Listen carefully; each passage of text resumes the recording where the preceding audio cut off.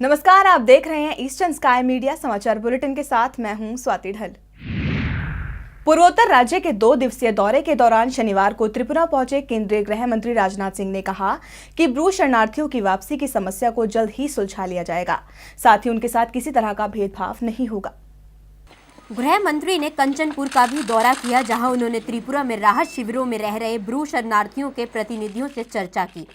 सिंह ने कहा कि वे 31,000 से अधिक विस्थापित ब्रू लोगों की वापसी की समस्या का सम्मानजनक समाधान चाहते हैं।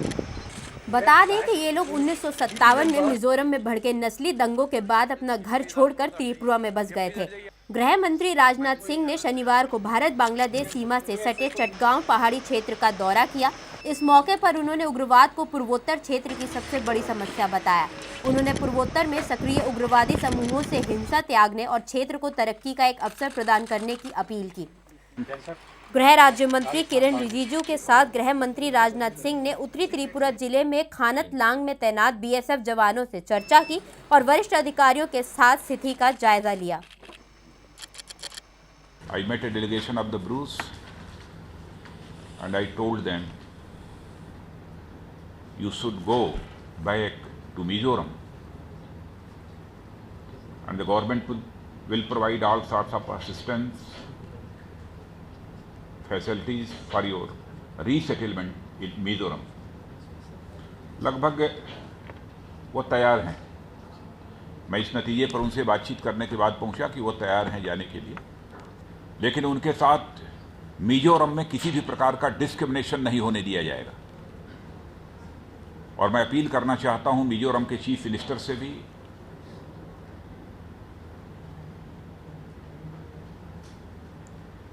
कि ब्रूज के रिहेबिलिटेशन के बारे में और साथ ही साथ उनको सिक्योरिटी प्रोवाइड करने के संबंध में वो पूरी मदद करें। इम्फाल में केंद्रीय खाद्य आपूर्ति मंत्री रामविलास पासवान ने शनिवार को राज्य में लक्षित सार्वजनिक वितरण प्रणाली को लेकर सभी अधिकारियों के साथ समीक्षात्मक बैठक की। बैठक में इस प्रणाली को राज्य में जुलाई तक लागू करने का लक्ष्य रखा गया है।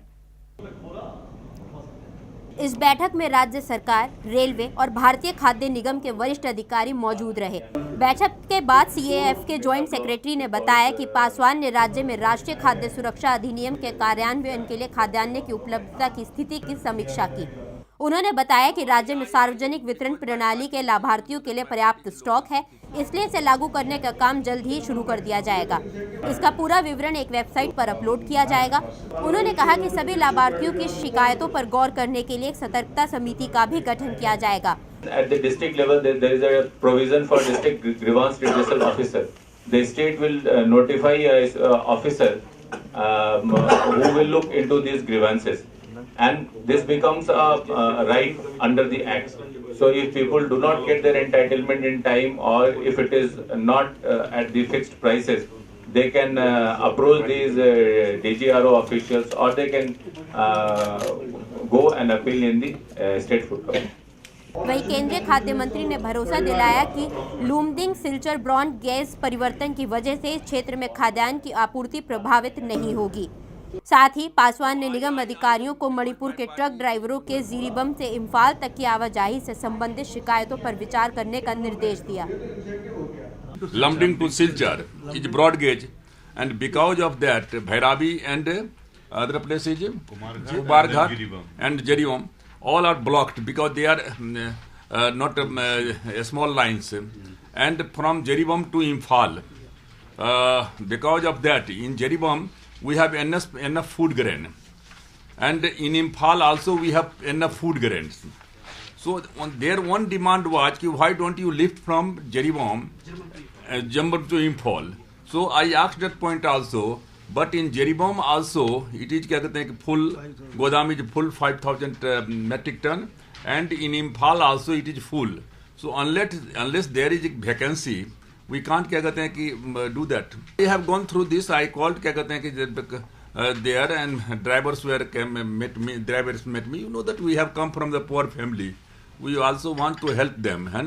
So because it is not concerned to contractors only, it concerned to driver also. Because drivers also, they are not getting job because of that. and the starting point is Jahangir Road. So there, this Manipur poor people, they can't reach and can't compete. So they must have their one zone.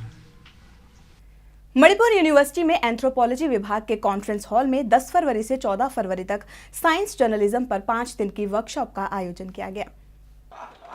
Workshop का आयोजन Manipur science and technology council ने Manipur university के anthropology विभाग के सहयोग से किया था। 5 दिन तक चली वर्कशॉप के दौरान छात्रों को साइंस आर्टिकल लिखने पर ट्रेनिंग दी गई।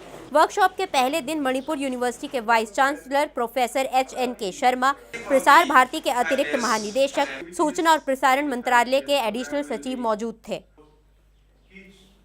To break the rules, first you have to know the rules. This is my idea. So what we are going to write for the television, then we have to know the television. So television is first picture is here, there is video, we go video, and then again audio portion is here. So synchronization of the both audio and the visual is the production requirement for this audiovisual production. Tripura में Assam rifles के जवानों ने शुक्रवार को आशाराम पाडा में छापेमारी कर कुछ हथियार और नकद राशि बरामद की है। गुप्त सूचना के आधार पर की गई छापेमारी में जवानों ने 2 कंट्री गन, AK-47 के 10 कारतूस और 1100 रुपए नकद बरामद किए। हालांकि जवान किसी की गिरफ्तारी करने में असमर्थ रहे। बरामद किए गए सभी हथियारों को कल्याणपुर थाने में जमा करा दिया गया है। ऐसा माना जा रहा है कि राज्य में NLFG और दूसरे प्रतिबंधित उग्रवादी गुट एक बार फिर से सक्रिय होने की कोशिशों में जुटे हुए हैं। এর মধ্যে দেশি বন্দুক 2টা আছে